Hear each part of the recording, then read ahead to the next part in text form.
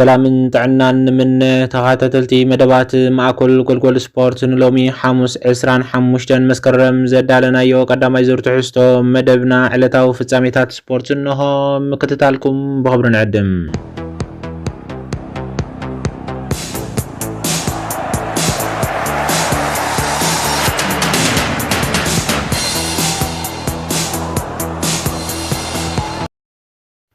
እንግሊዛዊ ተጻዋታይ እንግሊዛዊት ክለብ ማንቸስተር ዩናይትድ ኮቢ ማይኑ ኣብ ዛዕመቶ ስፖርት ኣብታ ጋንታ ተመሊሱ ናይ መጀመርያ ቦቱ ክረክብ ቆሪጹ ተላዒሉ ከም ዘሎ ተገሊጹ ጋዜጣ ማንቸስተር ኢቭኒንግ ኒውስ ከም ዝገለጸቶ ኮቢ ማይኑ ኣብ ካሪንግተን ኣበርቲዑ ይሰርሕ ከም ዘሎ ናሰልጣኒ ሩበን አሞሪም ንምምሳጥ ዝከኣሎ ይገብር ከም ዘሎን ኣረድያ ብዘካዚ ኮቢ ማይኑ ብቕዓቱ ንምምሕያሽ ኣብ ዝገብሮ ዘሎ ፈተነ ኣብ ገዝኡ ዝነበረ ናይ ብሕቲ ናይ ልምምድ መሳርሒታት ከይተረፈ ከም ዝቀየረ ዝሓበረት እታ ጋዜጣ እዚ ኣካፋፋሊ ኣብ ወርሒ መስከረም ኣብ ዝነበረ ኣህግራዊ ግጥማት እውን ምስ ናይ ብሕቲ ኣሰልጣኒ ክሰርሕ ከም ዝተረኣየ ገሊጻ እዚ ወዲ 20 ዓመት ተጻዋታይ ኣብ መወዳእታ ሰሙን ሞስኮት ምስ ጋር ናይ ዝክራማት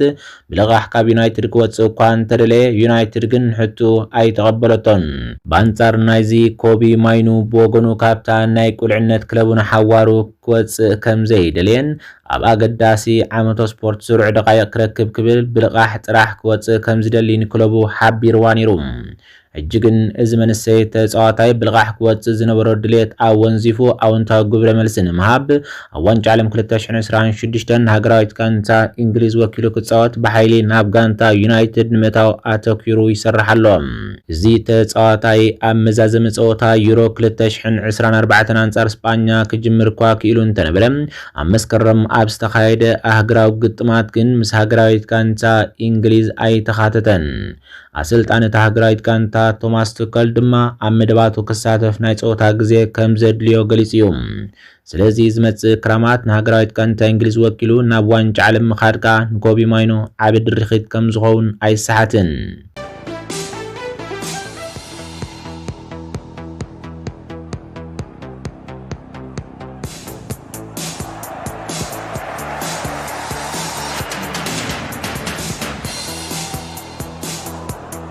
እንግሊዛዊት ክለብ ቸልሲ ንፈረንሳዊ ተጻዋታይ ፈረንሳዊት ክለብ ስትራስበርግ እስማኤል ዶኮረ ኣብ ወርሒ ጥሪ ንምስጋር ዳግማይ መደብ ከም ዘዳለወት ጋዜጣ ቲፒአር ፉትቦል ገሊጻ ኣካፋፋሊ ማእከል ሜዳ ዝኾነ ዶኮረ ኣብዚ ሕጂ እዋን ምስ ስትራስበርግ ዘለዎ ውዕል ክዛዝም ሓደ ዓመት ተሪፍዎ ከም ዘሎ ዝግለጽ እዘን ክልተ ክለባት ብመንገዲ ዋንነት ብሎኮ ኣሕዋት ካብ ዝኾና ጀሚረን ብሓባር ከም ዝሰርሓ ዝፍለጥ ኮይኑ ቸልሲ ብዙሕ ግዜ ተጻወታ ዝያዳ ናይ ጸወታ ግዜ ንምርካብ ብልቃሕ ናብታ ፈረንሳዊት ክለብ ልኢኻቶም እያ ብዘካዚ ቸልሲ ብወገና ቤንች ልወል ድሕሪ ብዝክራማት ናብ ካልእ ክለብ ክሳገር ዘይምዃሉ ናብ ስትራስበርግ ብልቃሕ ኣፋንያቶላ እዚ ከም ziል እንከሎ ጋዜጣ ቲፒአር ፉትቦል ኣብ ወርሒ ሰነ ከም ዝገለጸቶም ስንዝክር ኒውካስትል ዩናይትድ ካፕተን ፈረንሳዊ ኣካፋፋሊ እስማኤል ዶኮረ ዝደልያ ብርክት ዝበላ ክለባት ምዃና ኣፍሊጣ ከም ዝነበረትን ሕጂ ግን ቸልሲ ስጉምትታት ኣበጊሳ ከም ዘላ ትገልጽ እቲ ተጻዋታይ ውዕሉ ኣብ 2026 ክውዳእ ምዃኑ ኣብ ግምት ብምእታው ብሎኮ ንነዊሕ እዋን እንታይ ከም ዝሓሰበ እርግጸኛ ብዘይምንባሩ እቲ ተጻዋታይ ናብ ካልእ ክለብ ክሳገር ከሓስበሉ ምክንያት ኮይኑ ነይሩ ይኹን እምበር ምስ ወዲ 22 ዓመት ተጻዋታይ ሓድሽ ስምምዕ ከም ዝተገብረን ምስታ ክለብ ዝነበሮ ጸንሐት ከናውሕ ምዃኑን እታ ጋዜጣ ኣረጋጊጻላ ኣብዛ ኣመልኪቱ ጋዜጠኛ ናይታ ጋዜጣ ግረም ቤይሊ ከም ዝሓበሮ ዶኮረ ኣካል ናይቲ ሓድሽ ውዕል ርኡይ ወሰኽ ደሞዝ ተገይሩሉ እኳ እንተነበረ ኣብ 2026 ግን ወዲ ጋንቱ ኢማኑኤል ኤሜጋ ስዒቡ ናብ ሜዳ ስታንፎርድ ብሪጅ ዝኸደሉ መንገዲ ከም ዘሎ ፈሊጡ ፈሪሙ ኢሉ ኒውካስትል ብርግጽ ኣቀራርባ ከም ዝገበረት ክንረጋግጽ ንኽእልና ዝበለት ጋዜጠኛ ብራይተን ክሪስታል ፓላስ ኣስቶን ቪላ ዌስትሃምን ካልኦት ናይ ኤውሮፓን ናይ ስዑዲ ፕሮ ሊግን ክለባት እውን ናብቲ ተጻዋታይ ቀሪበን እየን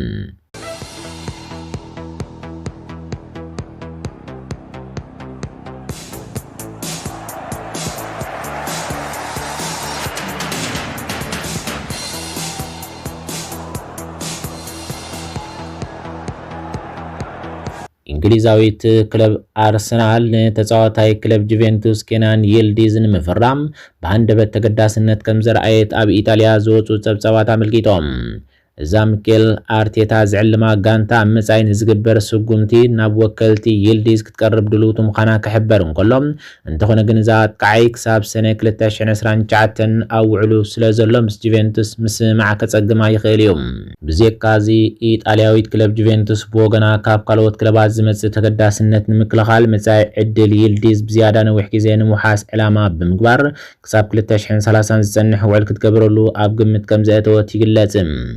እታ ናይ ሰሪያ ክለብ ክሳብ ሕጂ ንኹሉ ናብ ይልዲዝ ዝመጽእ ጻውዒት ከም ዝነጸጎቶን ምስቲ ነዚ ዓመት ስፖርት ብብሉጽ ብቕዓት ዝጀመረ ወዲ 10 ዓመት ተጻዋታይ ክትፈላለ ድሌት የብላን እዚ ከምዚ ኢሉ እንከሎ ብመሰረት ጸብጻብ ቢያንኮራ ኒውስ ይልዲዝ ኣብ መጻኢኡ ኣብ ጁቬንቱስ ትኹረት ይገብር ከም ዘሎን ንነዊሕ እዋን ምስታ ክለብ ክጸንሕ ዝሓሰበ ይመስል ኢላ ይኹን እምበር ካብ ጋንታታት ፕሪምየር ሊግ ንዓበየ ዝኸይድ ዘሎ ተገዳስነት ነዚ ወዲ 10 ዓመት ተጻዋታይ ክፍትኖ ከም ዝኽእል ኣይዝንጋዕን እቲ ኣብ ሓምለ 2022 ካብ ባየር ሙኒኽ ናብ ኣካዳሚ ጁቬንቱስ ዝተጸንበረ ይልዲዝ ኣብ ዓመቱ ስፖርት 2023-24 ናብ ቀዳመይቲ ጋንታ ብምእታው ኣብ ነሓሰ 2023 ድማ ካብ ሜዳን ወጻኢ ኣብ ልዕሊ ኡዲኔዝ 3-0 ኣብ ዝተዓወተሉ ጸወታ ንፈለማ ግዚኡ ኣብ ሰሪያ ኢጣልያ ጸወቱ ኣካይዱ እዩ ክሳብ ሕጂ 89 ጸወታት ብምክያድ 18 ሾቶታት ብምምዝጋብ 15 ኣሲስት ብምግባር ኣብ 2024-25 ምስ ብልጽቲ ጋንታ ሰሪያ ኢጣልያ ተኻቲቱ እዩ ብዘካዚ እዚ ወዲ 20 ዓመት ተጻዋታይ ዝሓለፈ ዓመት ኣብ 35 ግጥማት እቲ ሊግ 12 ሾቶታት ብምምዝጋብ ክለቡ ጁቬንቱስ ኣብዚ ሊግ ራብዓይ ደረጃ ክትሕዝን ናብ ቻምፒየንስ ሊግ ኤውሮጳ ክትሓልፍን እጃሙ ኣበርኪቱ እዩ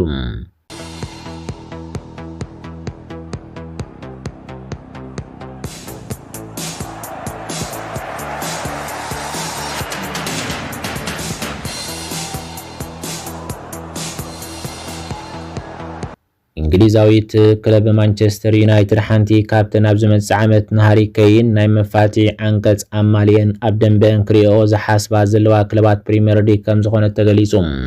እዚ ድማ ብመሰረት እታ ሃሪ ኬይን ዝመጽእ ዓመት ስፖርት ናብ ዓዱ ክምለስ ከም ዝኽእል ጸብጸበት ጋዜጣ ዘሳንያ ሓቢራ ዘላ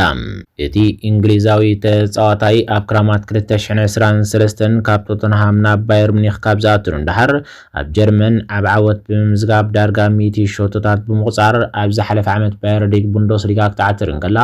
ኣብ ህይወቱ ፈላሚት ዋንጫ ክስዕም በቒዩ እጅግን ጋዜጣ ዘሳን ከም ዝገለጸቶ ሃሪ ኬይን ኣብ መወዳእታ ናይዚ ዓመት ስፖርት ናብ ዓዲ እንግሊዝ ንምምላስ ድሉው ክኾን ከም ዝኽእል ብወግዒ ጸብጺባ እቲ ኣብ ውዕሉ 65 ሚልዮን ዩሮ ናይ መፋትሒ ዓንቀጽ ዘለዎ ሃሪ ኬይን ማንቸስተር ዩናይትድ ምስ ከም በዓል ኣርሰናል ቸልሲ ብምዃን ንኹነታቱ ትዕዘቦ ከም ዘላ ይግለጽ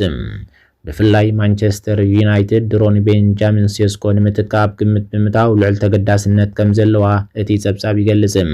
እቲ ምኽንያት ድማ ኣብዚ ሕጂ እዋን ቤንጃሚን ሴስኮ ኣብ መጀመርያ ናይዚ ዓመት ስፖርት ሾቶ ከይመዝገበን 8 ጸወታት ክኸይድ ክኢሉ ኣሎ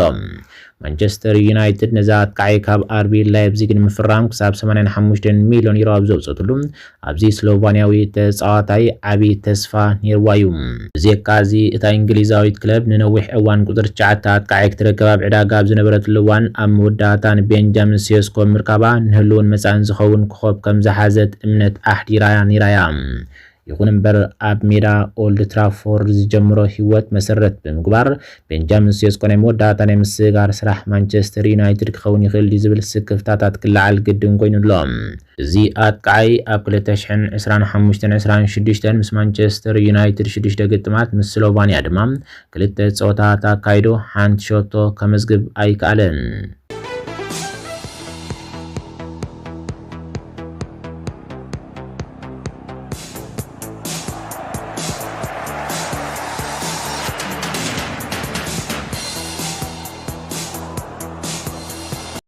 ናብ ካልእ ዜና ምስ ንሰግር ጀርመናዊት ክለብ ባየር ሙኒኽ ማይክል ኦሊዜ ካብታ ክለብ ክወጽእ ሓሳብ ከም ዘይብላን ውዕሉ ክትሕድሰሉ ከም ዝኾነትን ተገሊጹ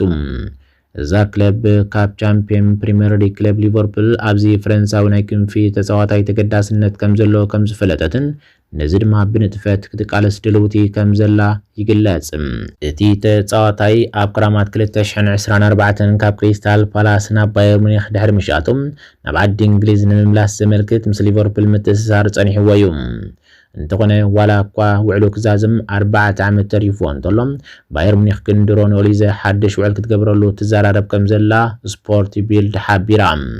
ተገዳስነት ክለብ ሊቨርፑል ንውጽኢት ኦሊዘን ባየር ሙኒክን ካሲ ስለ ዝኽእል ነዚ ኣብ ግምት ብምእታው ድማ ውሳኔ ባየር ሙኒክ ዘገርም ኣይኮነን። እቲ ፈረንሳዊ ተጻዋታይ ቅድሚ 1 ዓመት ናብ አሊያንዝ አሬና ካብ ዝኣቱን ድሓር ኣብ ኩሉ ውድድራት ኣብ 62 ጾታት 50 ሾትታትን ኣሲስትን ኣመስጊብሎም። በዚ ምክንያት ድማ ንዝያዳ ውሽጣዊ ዓወትን ድሕሪ 2020 ንፈለማ ዋንጫ ቻምፒየንስ ሊግ ኤውሮፓ ንምዕዋት ዕላማ ዝገበረት ባየር ሙኒክ ንነዊሕ እዋን ክትሕዞ ክሳብ ክንዲዚ ክትንጠ ዝገበራ እዩ።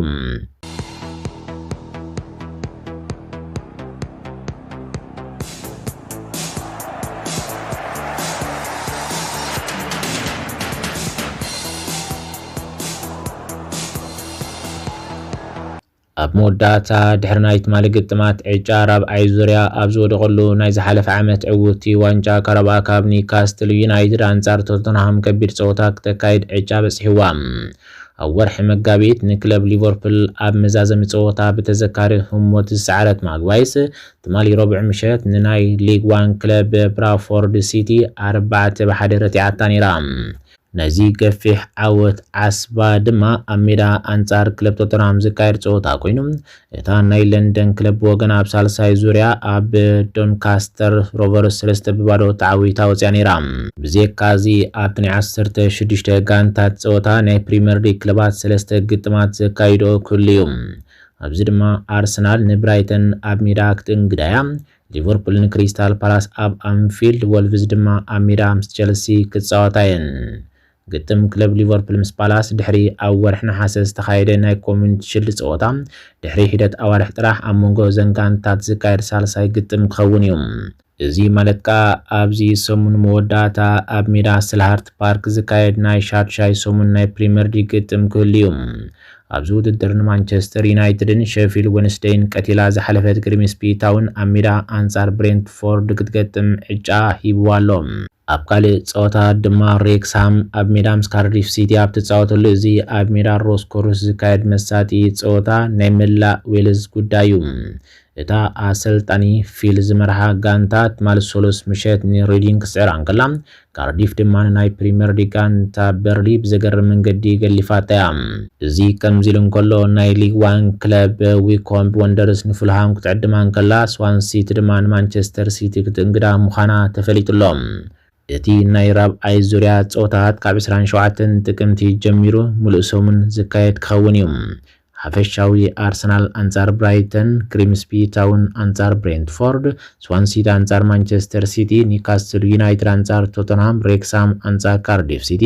ሊቨርፑል ኣንጻር ክሪስታል ፓላስ፣ ወልቭስ ኣንጻር ቸልሲ፣ ዊኮም ዋንደርስ ድማ ኣንጻር ፉልሃም ክጻወታየን።